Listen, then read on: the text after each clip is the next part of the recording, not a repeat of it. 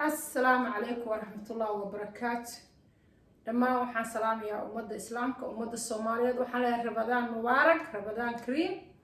اللهم صل على محمد. سبحان ربك رب العزة عما يصفون وسلام على المرسلين والحمد لله رب العالمين. لا إله إلا الله أنت سبحانك إن كنت من الظالمين. اللهم صل على محمد وعلى آل محمد. ولا ليال لما أنتم وإن السلام يا أنت أفكا يفهم أنت كرنو ويترجمون كران ama translate bay ku suuban karaa waxa afka qalaada dhaho waxaan walaalahay inii soo gudbinayaa gabdho walaalaha iga codsadeen maadaama before Ramadaanka YouTube-ka khadra foto Soomaali Health aan waxyaalo Ramadaanka looga faa'iideysanayo galiyay iyo waxyaalo caafimaadka u fiican waxaan halka ka faa'iideysanayaa gabdhihii iga soo codsaday gaar ahaan oo igu yiri waxaan rabnaa khadroy waxyaalo nafteena xoogaa waxaan la noolnahay cudurro waxyaalo maaragtay aan dawada xoogaa maal sidii ay kaga kaaftoomi karno maadaama aan rabno inaan soono bisha Ramadaan ama soomanahay marka waxaan rabaa walaalayaal inaan inii faa'iideeyo aan kala faa'iideysano maadaama aan nahay dad islaam ah ummadda Soomaaliyeed iyo ummadda islaamka qofka islaamka wuxuu qofka kale walaalkiisa dheeriyahay inuu u faa'iideeyo waa wax fiican also in la isku duceeyo waa wax fiican midda labaad xaasidnimada iyo caqdigu waa ka reeban yahay adduunka waa laga tagayo waa fiyu maalmo qofka marka wax fiican ku aragtay ama ku faa'iideeyo waxa la dhahaa laka baraka ilaahay ha ku barakeeyo marka waxaan rabaa walaalayaal halkan inaan wax inagu tuso waxaan inagu tusayaa afar waxood may shan waxood waay caanaha markii lagu daro waa shan waxaan inagu tusayaa wax haddii vitamin D-gaagu vitamin D deficient ama low vitamin D aad tahay haddii calcium-kaagu yar yahay haddaa nervous system laga hayo muscle problem la nooshahay haddaa dadka dhiikarka maxaa la dhahaa iyo sokorta waxa afka qalaad blood pressure lagu dhaho diabetic ama sokor haddaa la nooshahay dadka calooshooda always gaaska dareema markay cuntada cunaan maaragta ii sheeg haddii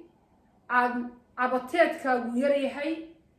iyo haddii ay haysatid digestive problem ama calool istaaga waxa afka Soomaaliga lagu dhaho afka qalaad digestive system lagu dhaho haddii qofka bini'aadanka hadduna asagu isla dadaalo horta dhakhtarna kuma dadaali karo caafimaad qofku waxa rabaa asagu caafimaadkiisa inuu ilaaliyo because Ilaahay subhanahu wa ta'ala wuxuu naftaada xaq bay leedahay special gabdhaha Soomaaliyeed iyo nimankaba qofku waxa la rabaa nolosha adduunka Ilaahay ku nool caafimaadkaaga Ilaahay kugu xisaabtamaya fiican uu ku siiyay haddii aad ahayd qof awal balwad lahayd ama sigaar cabbi jiray ama balwadku xabad ku xiran yahay walaalayaal wax fiican oo guryihiina yaala oo ka faa'iideysan kartaan oo fiidiyowyadayda hore daba socdaa inay tusaya meel kasta caalamka joogtaan waa ka faa'iideysan kartaa insha Allah dadka Soomaaliya jooga waxyaalahan kula yaabay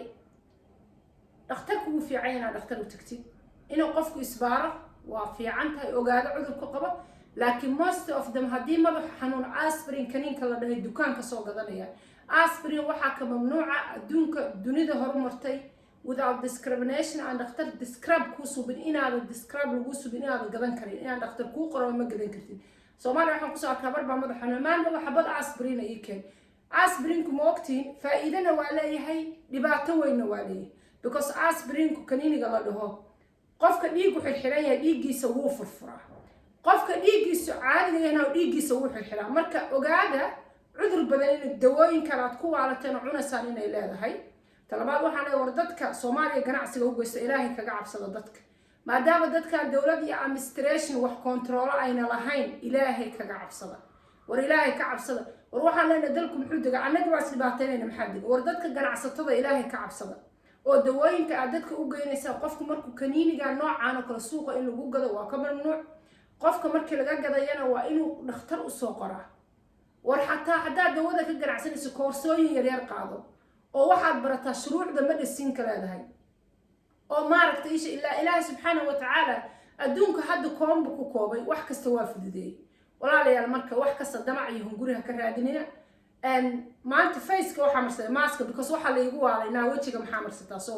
always video marka duubayo maskaygaas ay balana aan ka subsaday حبسودواسا كسبصدي ما فهمتي أنا أقول always natural lady بقى أوكي ما شاء الله تبارك والله يا هالكم waxa igu diyaarsan كاميرا دا inagu soo dhaweynaya insha Allah waxa waaye waa canab maxaa la dhahaa ii sheeg mango maxaa la dhahaa babaya maxaa la dhahaa ananas oo babaya afka pineapple maxaa la dhahaa mango maxaa la dhahaa ii sheeg babaya ama babaya so walaalayaal intaasa meesha igu diyaarsan oo fruitka ma badinaysid xoogaa adiga in xoogaa oo test kugu samaysa okay halkan waxaa igu diyaarsan black seed ama xabasowda saa u taqaanaan haddii aad qof 30 sano ama ilaa 25 sano ilaa 30 sano tahay intaasoo kale xabasowdada shiidan baad ku daraysaa qaadada foodeeda aan aad u buuxin baad ku daraysaa halkan waxaa igu diyaarsan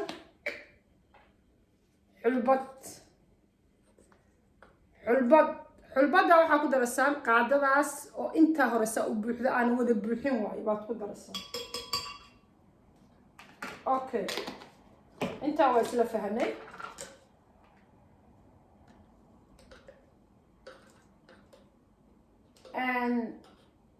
halkan waa dhagayara walaalayaal dhagayaraha ma badna wax yar baad ku darsanaysaa dhagayaro infectionkana wuu dilaa dhiiggana wuu furfuraa qandhadana waa jabiyaa dhagayaraa ku darsanaysaan haddii qofku uu yahay qof ka weyn 35 ama wixii abuufka sii ah oo uu healthigiisa meesha caafimaadkiisa uu maaragtay juuc iyo lafa xanuun iyo iska qabo intaasoo kale ku darsanayaa haddii aad ka yartahana fariiso okay halkan waxaa igu diyaarsan koob caano ah koobka caanaha waa caano caadiya garoor maaha suusacna maaha waa ku daraysaa haddii marka aad qof macaan jecel tahay ama macaanka jeceshahay waxaad suubinaysaa aada sokor qabin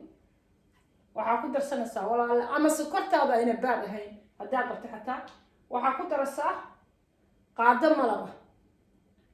oo malabku waa inuu malab saxa yahay qaado malab waa ku darsanaysaa insha allah qaadada malabka markaa ku darsatid بسم الله واسكو شيء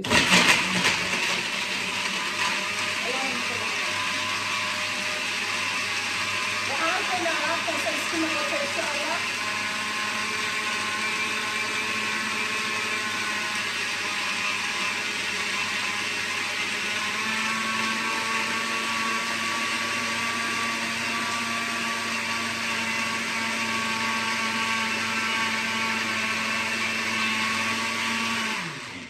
اوكي هذا alaabtan waa isku shido goorma marka isticmaalaysaa alaabtan waxaad isticmaalaysaa walaalayaal laba si hadda rabadaanku maadaama rabadaankii hadda la sooman yahay ama qofka cudurradooda nool asagu inay taan uu ku quraacan karaa before quraacda salaada subaxiga markaa tukatid intaas isku shiidane hal koob cabisa haddaada fruitkan haysan waxaad isku darsan kartaa inta kaleeto okay ramadaanka waxaa cabisaa marka aad maxal suxuuranaysa kooba cabisa marka aad afurtid oo waxaad cuni kartid aad cuntid baad cabisa because haddaad hor cabtid caloosha fuul bay ka dhigaysaa waxaad cuni kartid qudradaada yar waxaaga yar markaa cabtid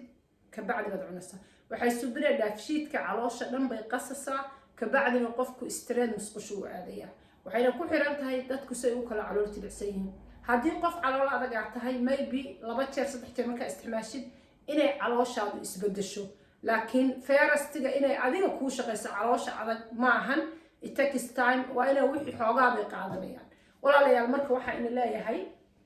haddaan isla aragno koobkaan ku shubaya allahumma salli calaa maxamed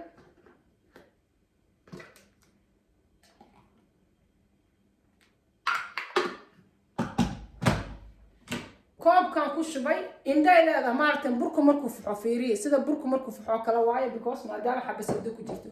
marka waxaa idin sheegayaa walaalayaal maasha allah ta wallahi tastiga is so nice is so yummy waana caafimaad timaha ay bixinaysaa skinkaaga ay qurxinaysaa qofku maaragtay isha stress ma noqonayo always waxaa noqonaysaa qof reliable oo happy oo minister gamba noqonaysaa oo maaragtay waxyaalaha angriga keena qofku markuu neerfaha ka jirayo nervous systemka problem uu ka haysto xanuunsan yahay oo qofku culays dareemayo dadkeena waxayna fahansaneen stresska waxa la dhaho wadamada qurbaha ay ku badan tahay inkastoo hadda Soomaaliya xataa aan ku arkay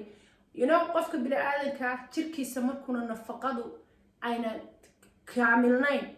oo ama fitamiinadu ka dhiman yihiin ama nutritionka kale oo jirkaaga dhiman yahay qofku always waa tired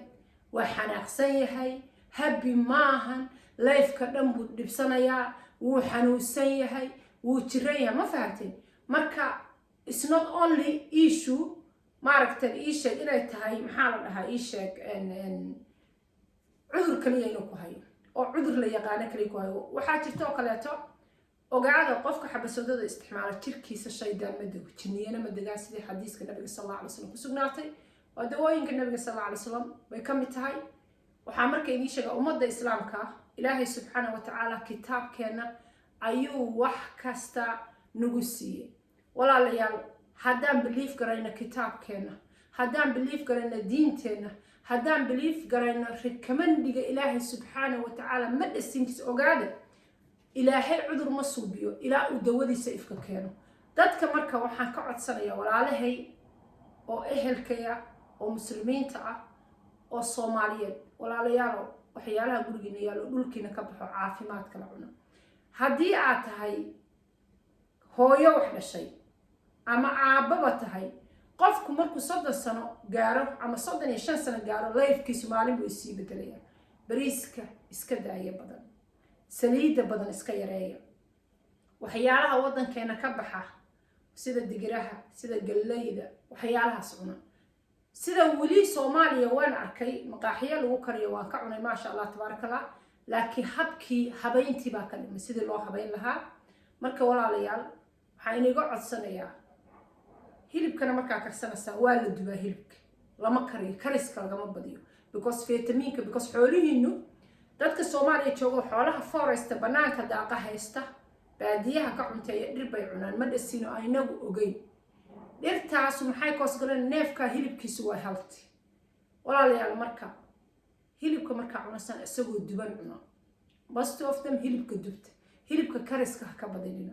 because vitaminka ka dhimanaya and waxaad haysataan kala fish waxaad haysataan fishka wadan kalluunkeeni baa wadanka yaal nibco kalluunku wax yar oo basbaas yar kabsar caleen yar wax yar asoo marso wadankaaga aad gurigaaga gaardigta ka soo goosatay oo dusha soo wada saa u dibatid baa kugu filan reerkaaga dhan ku filan nolosha aad haysataan walaalayaal cid haysataan male laakiin ma aaminsanidin qofka ilaahay sifiiriya ilaahay subxaanahu wa tacaala wuxuu warfaca khayr qofka ilaahay nibcada siiyay waxa ogaataa nibcada aad haysato qof walaalkaaga kula mid aan haysan ilaahay badeena u dhigay fiishka iyo nibcada oo kala nooca kalluunka kala nooca ya boosaasa waxaan tagay xeebteeda subaxii waagu markuu bariyo fish kala duwan war $3 baa soo siisanaysaa you can imagine fish intuu leeyahay marka walaalayaal barta cuntooyinka dalkeena ina cunta waxa banaanka la inaga keenayo cudurrada laga qaadaa waxba lagu soo daraa because ma haysataan policy wax jagareeya cuntooyinka inaga fiidiya saas ay tahay wadamada xataa horumaray ayagoo bal haysta meel kasta dhibaatada waa ka jirtaa cuntooyin waxa jira levelka laga bedelo marka nin hadda koor Pakistaniya wuxuu igu yiri sister biri Soomaalidu muslim ma wallahi ganacsatada maxaa dhacay ma ku yiri iyo nin Hindiya laba nin oo isa shaqeey wuxuu yiri dawooyinka Hindiya iyo Pakistan isbitaalada 6 bilood markay ka harsan tahay Soomaaliya u biicnimo Soomaaliya waxay dhahaan levelka nooga bedela lacagtii ay ka bixinayaan dawada qaaliga oo update-ka lacag ka hooseysa ka bixinayaan hadhow yaa lagu fidmaya masaakiinta waxa gabdhaha iyagoo yar ilmaha uga tageen waxa ilmaha labada madaxle waxa caruurta waalan dhigin waxa kansarka iyo AIDS iyo cudurrada infectionka dhiigga galo Soomaaliya Afrika laga sheego oo waxa la waliba hadda Kenya aad ugu arkay infection cunug baa laga qaatay infection dhiigga war waxa inii sheegaya war waxyaalaha ilaahay inii siiyay isticmaala walaalayaal anigu horta ilaahay subxaanahu wa tacaala dartiis baan inigu waaninaya qofna anigu irsaqiisa iyo businesskiisa ma hortaagnay laakiin waxa inii sheegaya